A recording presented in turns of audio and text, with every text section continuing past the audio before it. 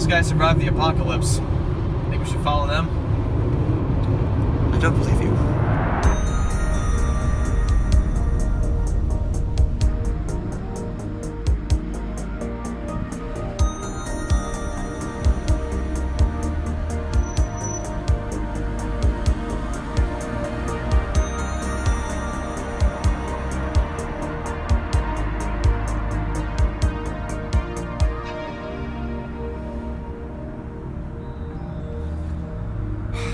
Wow, what a year.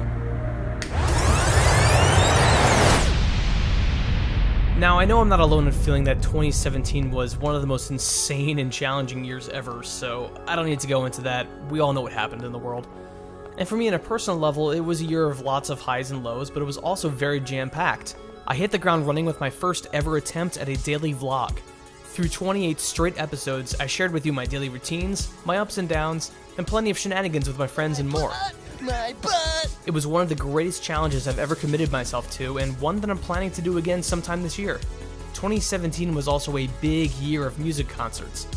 This year alone, I managed to see more concerts than I have in the last few years, including acts by my personal favorite, The Midnight, twice, Oingo Boingo Dance Party, also twice, my friend Kat McDowell, Richard Cheese and Lounge Against the Machine, Apocalyptica, Low Roar, Lacuna Coil, Epica, Billy Idol, Blue Man Group, John Carpenter, the LA Chamber Orchestra, and a collection of film score suites for films Drew Struzan painted posters for.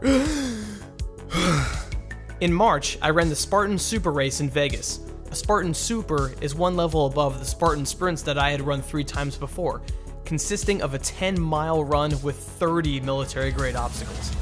Time to apply our war paint. Pretty good, not bad. I'll use the magic of editing to snap ahead to the end of the race. Hopefully, I'm not dead. Slide all the way across. Okay. I'm completely caked in mud, but that was quite possibly the most physically challenging thing I've ever done in my entire life. What an absolute ass kicker. After recovering from that full-body beating, I packed my bags and flew to merry old London, and managed to explore a large chunk of the city in only 4 days. Of course, I recommend a longer stay, but if you had to see the city in such short notice, I hope my vlog episode of London serves as a handy guide. And from London, I puddle jumped over to the Galicia region of Spain, where I was absolutely blown away by the rich history and amazing culture around every block. I'll have a full vlog of that experience uploaded sometime early this year. Later that summer, we assembled a team of YouTube coworkers, 2 of my best friends, and more to tackle some of the livestream content that played during VidCon in Anaheim, California. It was our second year of doing this, and our role was to produce pre-taped content that was basically zany street coverage of what was going on the ground floor. Brent Coble and Jarrett Sleeper were unbelievably hilarious as they hosted sketches such as Lounges. Lounging. To take a nap. Vidcognito, where we dressed Jack's films in a bear costume and set him on the loose. This is so f***ing weird. And Hottest One, a parody of the famous YouTube interview show Hot Ones. Only we combined all the sauces onto one wing, and trust me, it was nuclear. Oh, hell. That's good. He had a panel. But it was a huge challenge because each sketch had to be filmed on the fly and delivered to myself, Alex, and Maury, and in a very short period of time had to be edited together and sent to air by a specific time.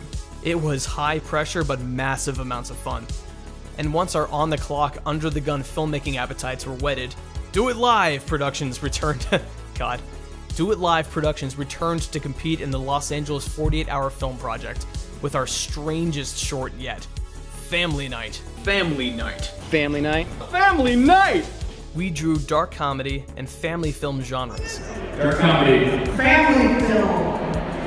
Most of our comedies Those are dark anyway, yeah. And had to include a wallet, a winemaker character, and a line of dialogue. We only have a few minutes. And, well, you'll just have to see it to believe it.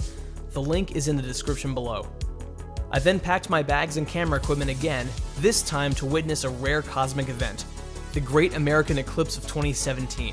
Turns out one of the best viewing spots in the country was in Carbondale, Illinois, which is conveniently only a couple of hours from my hometown, O'Fallon, Illinois. Equipped with my drone, 2 DSLRs, 2 GoPros, a 360 camera, and a Facebook live stream, I got out there and, well, despite my large camera arsenal getting great footage, nothing can truly capture the eerie majesty that is a solar eclipse. Temperatures dropped, I was surrounded by a 360-degree sunset, birds were freaking out, and I finally got to see that bizarre light phenomenon known as shadow bands. Shadow bands! Shadow bands! Here we go. Those are shadow bands. Here we go. It's happening. Oh, there it is. Whoa! Definitely one of the most exhilarating experiences of my life, which I could not contain on camera. This is wild. Oh, look at this. Look at that.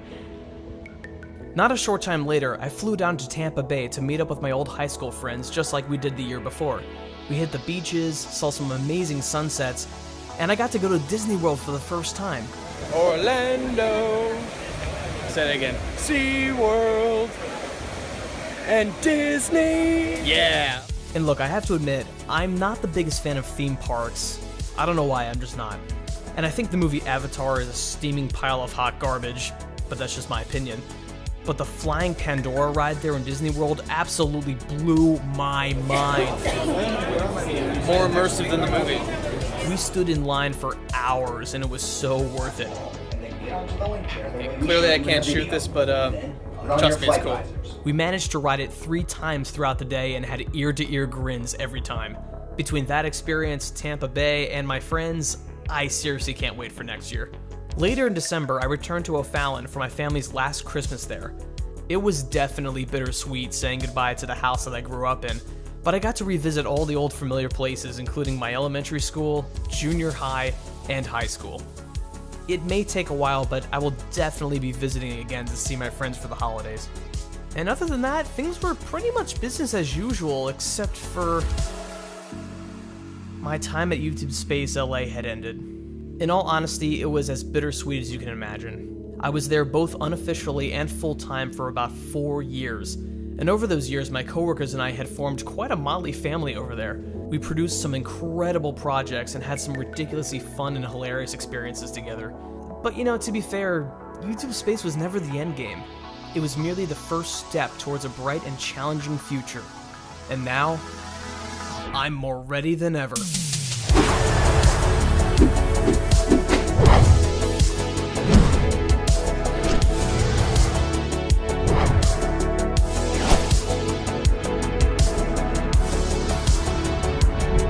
Well, without further ado, welcome to 2018.